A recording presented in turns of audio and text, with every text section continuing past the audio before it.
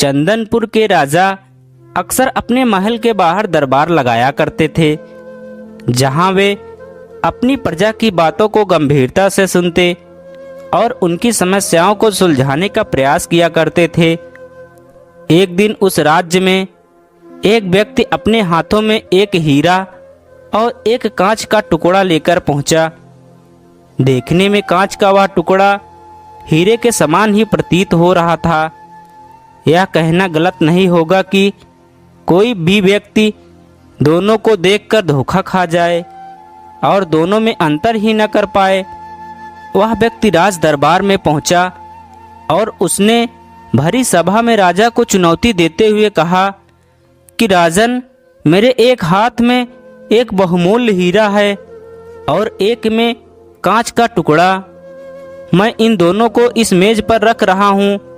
आपके इस राज्य में उपस्थित व्यक्ति इन दोनों की पहचान कर दे कि इनमें कौन सा हीरा है और कौन सा कांच का टुकड़ा, तब मैं यह बहुमूल्य हीरा आपकी तिजोरी का शोभा बढ़ा सकती है। मैं यह हीरा आपको भेंट करूंगा, लेकिन इस बात का ध्यान रहे कि यदि आपने गलत चीज का चुनाव किया, मतलब आपने कांच के टुकड़े को हीरा बताया, तो हीरे का जितना मूल्य है उतनी राशि आपको मुझे देनी होगी।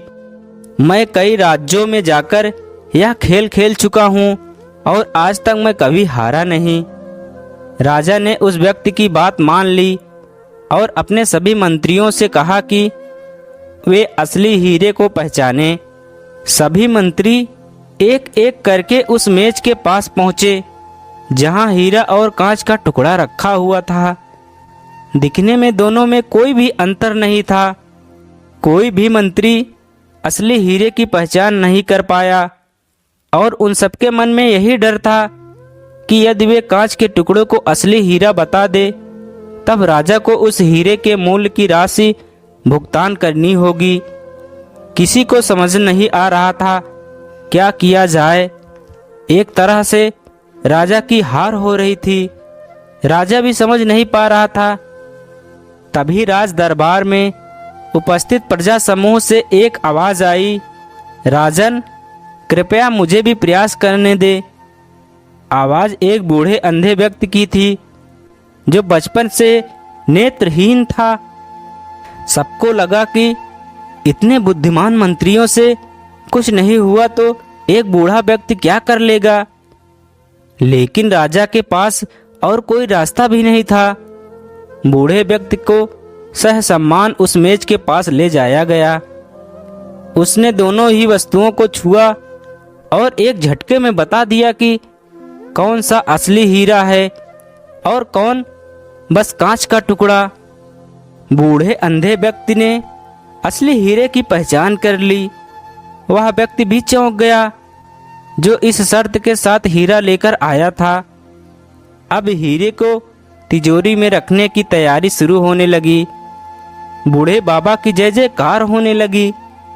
इसी बीच राजा उस बूढ़े व्यक्ति के पास पहुंचे और उनसे पूछा कि आपने एक झटके में ही असली हीरे की पहचान कैसे कर ली।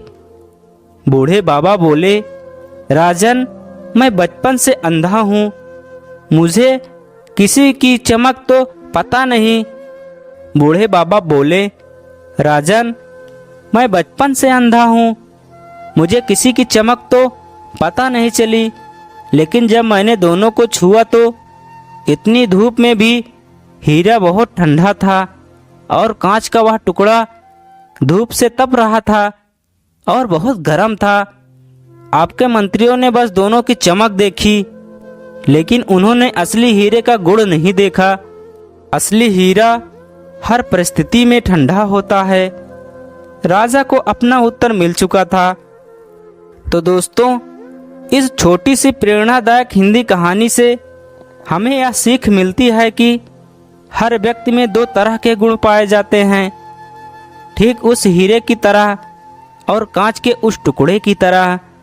जो व्यक्ति विपरीत परिस्थिति में भी गर्म नहीं हुआ, ठंडा रहा, वो अपनी लाइफ में हर वो चीज़ कर सकता है जो वह करना चाहता है।